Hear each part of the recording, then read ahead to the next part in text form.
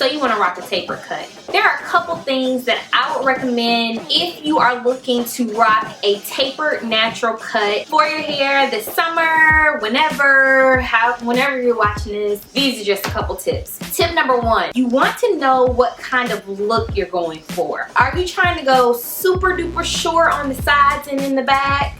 Do you want to keep some length at the top? Do you want it to be kind of even all the way around? Like, how do you want to work it out? And the best way to figure out how you want to rock your hair is to look at a style that you like. Emulate the style that you like. I looked on Google before I cut my hair. I looked on Instagram before I cut my hair. Pinterest can also be an option. You can just look at some of your favorite naturalistas that are rocking a short taper cut right now. Anything that will get you in the mind frame of, this is what I want, this is not what I want.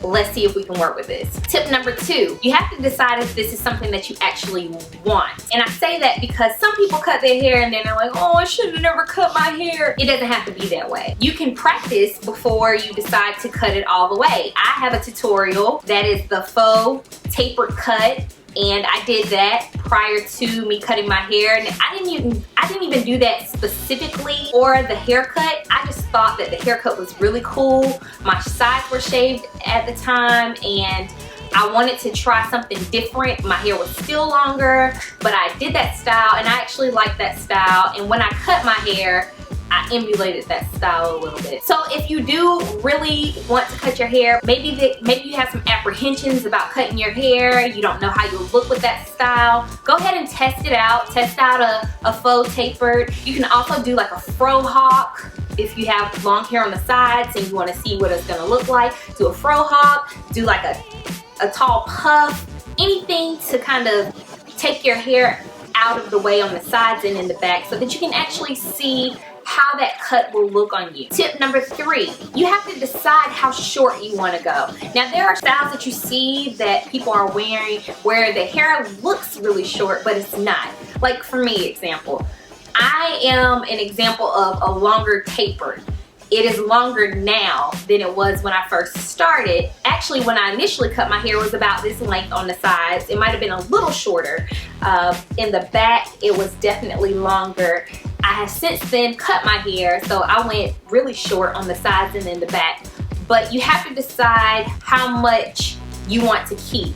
I kept enough, or eventually it grew out enough, that I could do a roller set all over my hair and use rods. That length works for me. I like that length. But if you're not really excited about doing roller sets or anything like that, and you're good with finger coils, or you don't mind just, coiling it up and let it be, then you can go shorter. You just have to decide how short of a taper that you want. And remember, you can get certain looks based off of your technique and your styling techniques. Like this right here. It looks like I'm very short right now. I appear to be shorter. But because of the way I style my hair, I'm actually, longer than what you think. Tip number four, are you going to do it or are you going to get a stylist to do it? You have to make that decision. Do you want a barber to cut your hair? You have to decide what's most comfortable for you. I'll give you an example. When I first cut my hair back in 2006, I went to a salon and I asked them to just cut my hair on the sides. I was not natural then, I was relaxed. But I just asked for like a little cut on the sides. I even showed her pictures of what I was wanting. We discussed it in depth. We thought we were on the same page, and we weren't on the same page. She cut so much off, and it kind of discouraged me from going to the salon for cuts like that. When I did my big chop, I was ready to just chop it off, so it didn't matter to me how short she went. But for this style, I don't know any stylists here, so I took to the bathroom and I cut my hair. And the first thing I did during that process, I'll share that with you, I just combed my hair out into a fro and, picked it out, should I say, into a fro. And then I worked from my sides because my sides were shorter then. I was growing out my sides. So I worked from my sides to my back, and then I shaped that how I wanted it. And then the top, I left a lot of length because that's the style that I was looking for. So I didn't take off too much from the top. I actually just kind of cut up like this. So so that my top would be longer and everything flowed together. And because I'm not scared of scissors, if it wasn't looking right or if I needed to touch it up, I was able to do that as well. So you have to decide whether or not you want to be that person to go to the salon or go to the barber, or you want to do it yourself. Any method is fine. You just have to be comfortable with whatever you choose. If you decide to go to the stylist, make sure you take plenty of pictures. Let them know exactly what you're looking for. Whoever you're trying to get style inspiration from, if they have videos or if they show you their styling process, peep those. If you're looking for a cut like mine, I would highly encourage you to look at my videos and see how long my hair actually is in those videos so that you can give the stylist a roundabout. If your hair is not long enough and you're looking for a particular look, I would highly encourage you to just go boss to the wall and, you know, do a little shorter on the back or whatever. Or if you want to keep your length on the top, you can.